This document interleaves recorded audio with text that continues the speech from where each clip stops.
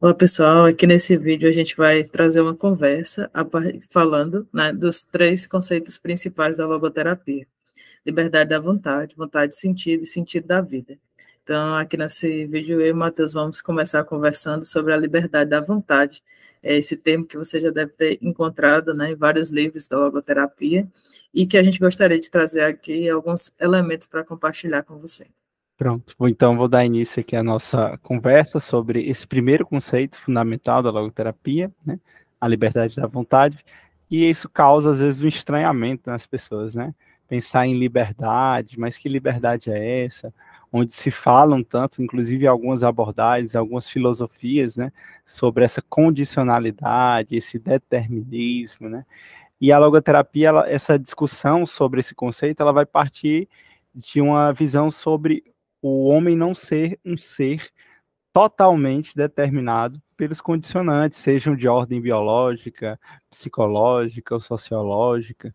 Então, na visão da logoterapia, não é que ela desconsidere a existência desses condicionantes, a influência que eles possam ter, né, e eles têm necessariamente sobre esse ser humano, mas que vai considerar que, apesar dessa condicionalidade existir, né, isso não determina totalmente esse ser humano, e que ele tem uma liberdade, um espaço de liberdade, né, que é capaz de se sobrepor, né, se elevar acima desses condicionantes para uma tomada de posição. E a própria ideia de liberdade parte de uma ideia, de uma visão sobre possibilidades, né? De que o ser humano ele é um ser de possibilidades. Ele pode escolher por sim e ele pode escolher por não diante das situações da vida. Apesar de, muitas vezes, né, por questões psicológicas, biológicas ou sociológicas, esse comportamento humano tendenciar a certas respostas, certas atitudes a serem tomadas, né? Mas nunca, na visão da logoterapia, poderíamos encerrar, né, ou medir ou calcular totalmente qual seria necessariamente a resposta desse ser humano. O ser humano ele traz uma capacidade, né, de se sobrepor, inclusive, aquilo que há de mais institucional, né, aquilo que ele, a fome, ao sono, né, para realizar um sentido em sua vida. Então, dentro dessa visão da logoterapia, o ser humano é capaz de expressar a sua liberdade com a sua condição, né? Ele é uma condição humana a liberdade. A liberdade é aquilo que o ser humano é. Ele é um ser livre, né? Só que não, essa liberdade não é uma liberdade total, não é uma onipotência, não é poder fazer tudo, né? Não é não ser influenciado por nada ou condicionado por nada, mas apesar disso, poder tomar uma posição diante de cada situação de sua vida. E aí, Matheus, nesse sentido também há uma experiência de poder é, distanciar-se, né, dos seus elementos de cunho orgânico, de cunho psíquico e também social e cultural, né? Então, enquanto o ser humano, tal como o Viktor Frankl o enxerga e tal como ele descreve, né, tem a ver com uma pessoa capaz de perceber seus movimentos do corpo e entender que há condicionamentos, que há circunstâncias, também elementos psíquicos, mas poder se posicionar diante deles, né? Então, quando a gente entra nessa discussão da liberdade, como você falou, não é uma liberdade para fazer tudo que se quer, também não é uma liberdade no nada. Ela é colocada dentro de uma circunstância que tem suas limitações e possibilidades, tanto em termos externos, né, socioculturais, como internos. Então, a gente muitas vezes vai precisar se posicionar diante da nossa condição psicofísica também, né? E aí é importante a gente ter um exercício pessoal de entender o que está acontecendo conosco a nível orgânico, o que está acontecendo conosco a nível psíquico e tomar os nossos posicionamentos. Não vai querer dizer que sempre a gente vai ter que estar se opondo, né, as nossas, o que há de psicofísico em nós, ou o que há de cultural e social em nós, Mas, quando a gente não estiver se opondo, nós vamos estar tomando uma livre decisão de adesão também, né? Então, a gente pode perceber-se de uma forma e entender que quer continuar daquela forma, né? Então, nesse sentido, quando a gente vai falando de liberdade, a gente já vai tematizando também um outro elemento, que é a responsabilidade, do qual a gente vai falar um pouquinho mais à frente, quando a gente falar de sentido. E aí, aproveitando, né, a gente começou a vez falando que nós temos 3 conceitos: liberdade da vontade, vontade de sentido e sentido da vida. E agora, Matheus, eu queria te perguntar um pouquinho o que a gente poderia falar sobre vontade de sentido. Pronto, e aí a gente entra nesse segundo conceito fundamental da logoterapia, que traz à tona uma discussão sobre vontade de poder e vontade de prazer, né? E contrapondo essas duas visões, né, com a vontade de sentido, partindo de uma ideia motivacional desse ser humano. O que motiva esse ser humano, em primeiro lugar, né? O que é que fundamentalmente move essa existência humana diante das situações, da vida, né? E aí, muitas perspectivas vão ter uma visão voltada para uma questão mais do prazer, né, como um princípio que norteia, que motiva o agir humano. Outras vão trazer uma perspectiva voltada para a ideia do poder, né? E a logoterapia, e claro que isso é dentro de uma interpretação do Frankl, do que ele traz em suas obras, né? Ele vem trazer uma visão de que, na verdade, esse ser humano, ele está motivado primariamente por um sentido para a sua vida, né? Por encontrar um sentido para a sua vida. O ser humano, na visão da logoterapia, tem sede de sentido, né? O sentido não é algo dispensável, não é algo, muito pelo contrário, né? Não é algo neurótico, não é fruto de um adoecimento e nem de uma vivência secundária, né? Mas é algo genuinamente humano, né?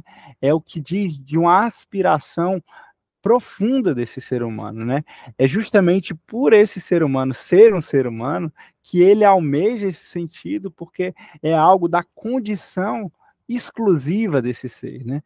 Então, dentro dessa visão da vontade de sentido, há uma compreensão de que esse ser humano está em busca desse sentido. E quando esse sentido ele não é satisfeito, ele não é encontrado, há uma tendência por buscar compensações, formas de tentar preencher essa existência, ainda que sejam formas insuficientes ou inadequadas. E aí a gente poderia partir secundariamente, né, para uma vivência do prazer ou do poder na visão da logoterapia.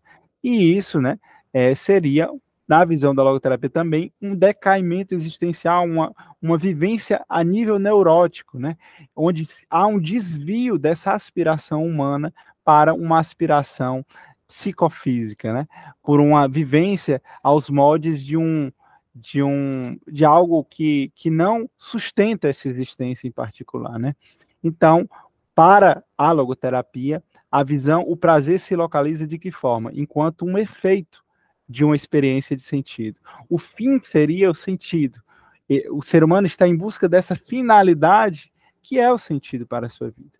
À medida que essa finalidade ela é vivenciada, por efeito dessa experiência se revela o prazer enquanto um artefato psicológico, um efeito dessa vivência de sentido.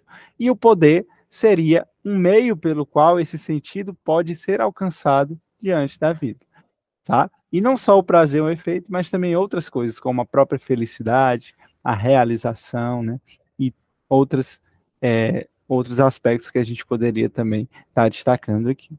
Eu queria só acrescentar, Matheus, assim, a tudo que você foi falando, né?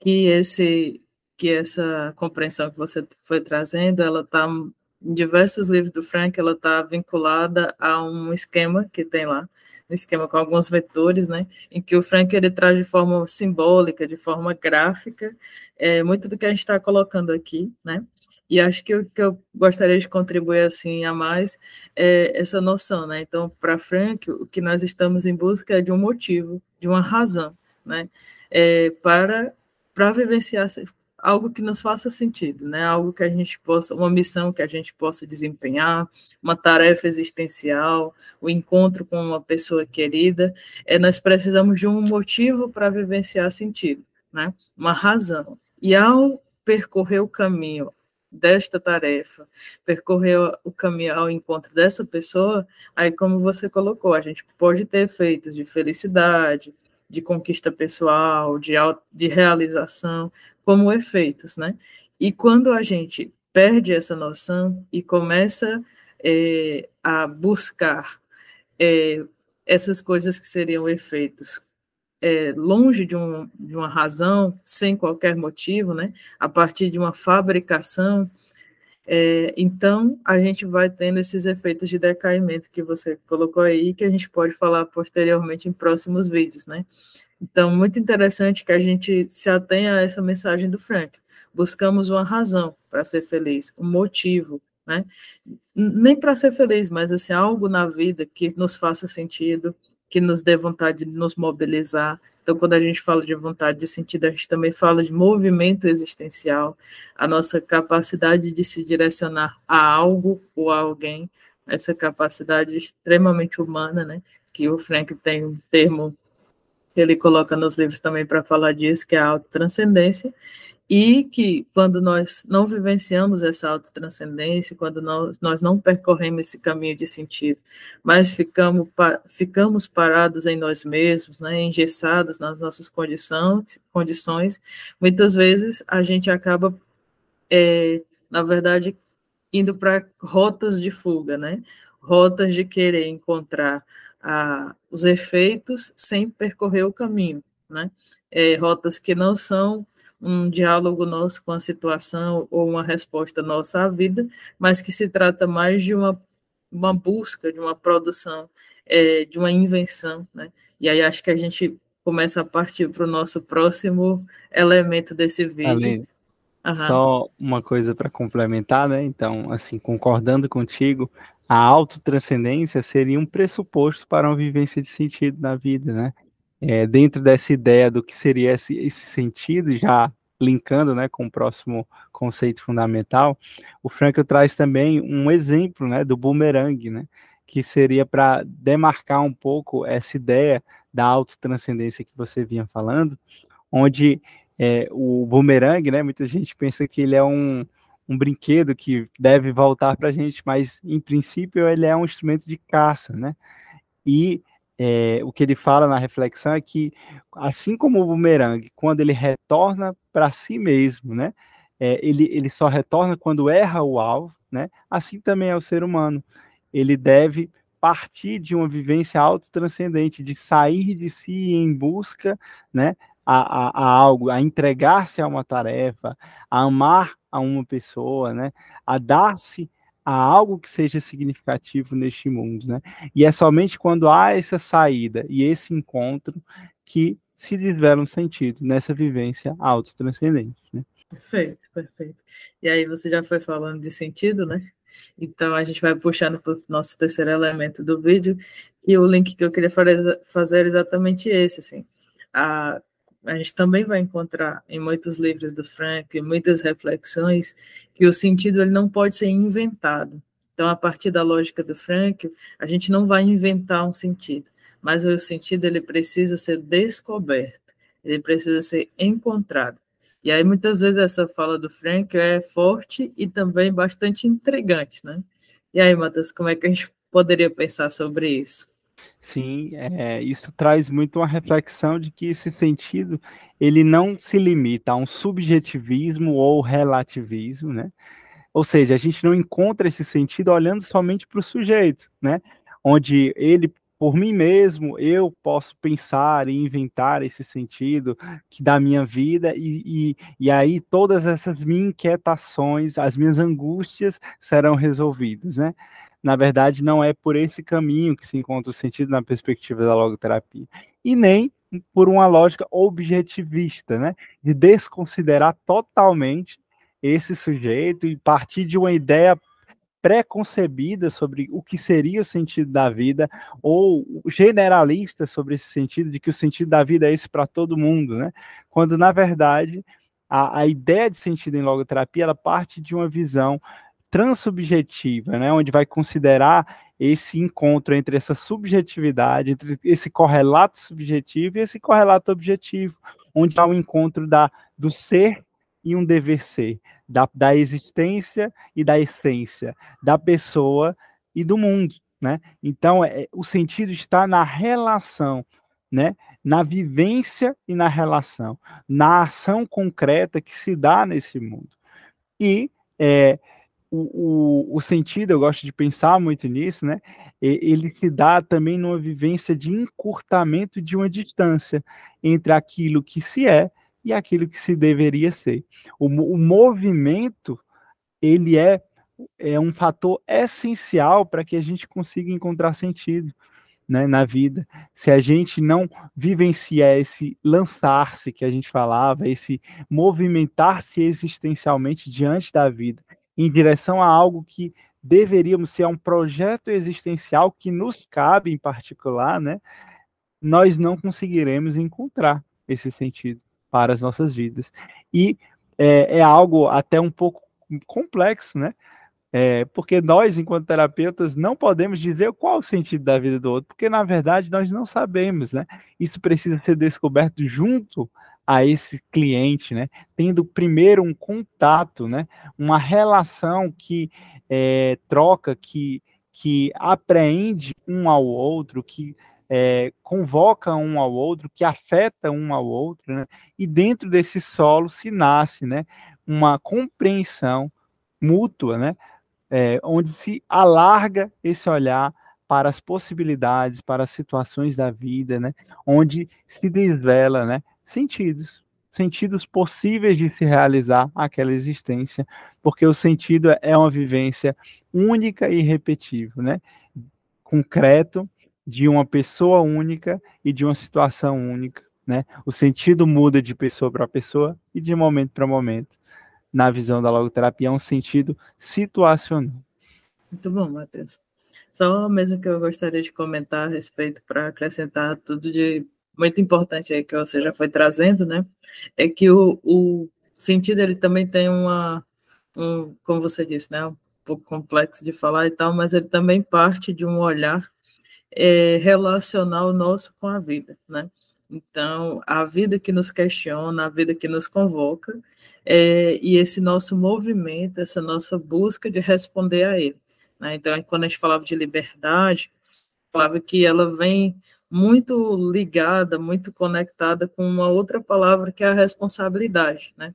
E a responsabilidade para a logoterapia não é necessariamente sinônimo de obrigação, de algo que você tem que fazer, mas ela está ligada à capacidade nossa, humana, de responder a uma questão existencial que nos é feita. E quando a gente lança essa resposta, e quando a gente dá essa resposta de uma forma autêntica, né, nós estamos, então, a caminho de vivenciar sentido, né? Nós estamos nos posicionando, nós estamos mudando de posicionamento e estamos realizando esse movimento que você trouxe. Então, muitas vezes, esse é um elemento importante que nós temos que ter em conta. Mas como que eu vou descobrir esse sentido, se ele não é inventado, né? Então, em primeiro lugar, estando presente, estando, vamos dizer assim, sintonizado, conectado com as questões da vida, né? Estar realmente presente nas situações que se colocam, realmente fazendo o trabalho a que eu me propus, ou realmente escutando a pessoa que está comigo, me direcionando a ela verdadeiramente, e não apenas estando no local por estar, ou estando na conversa sem prestar muita atenção, mas realmente uma postura interessada, endereçada à vida, endereçada à pessoa com quem você está, com quem eu estou, né? Endereçada às tarefas que eu me propus a fazer. Esse caminho da autenticidade nos abre a possibilidade de entendermos melhor que questões estão sendo feitas a nós e como nós podemos respondê-las. Então, à medida que a gente vai criando, não criando, mas vivenciando essa dinâmica, né, nós vamos, de fato, encontrando sentido, descobrindo sentido, ao invés, né, de fazer um movimento apenas solitário e apenas subjetivo de buscar inventar um significado, que ficará no vazio, né, que não vai ter ligação com o contexto da sua vida, né? Então, acho que esse é um elemento. Quando a gente pensa em descobrir sentido, a gente pensa numa experiência muito presente e endereçada no mundo, muito capaz de captar o que nos acontece, que situações estão acontecendo conosco e como nós podemos responder a ela de uma forma que seja condizente com quem nós somos, né? Com os nossos valores, com as nossas referências e projetos pessoais, como você falou. Então, pessoal, espero que vocês tenham gostado do nosso vídeo de hoje, que falamos dos 3 conceitos fundamentais da logoterapia. E se você ainda tem alguma dúvida sobre alguns desses conceitos, coloca aqui, né, nos comentários também o que você achou do vídeo, né, e sugestões para vídeos futuros. E agradecemos vocês por terem assistido o vídeo até aqui e até a próxima. Forte abraço.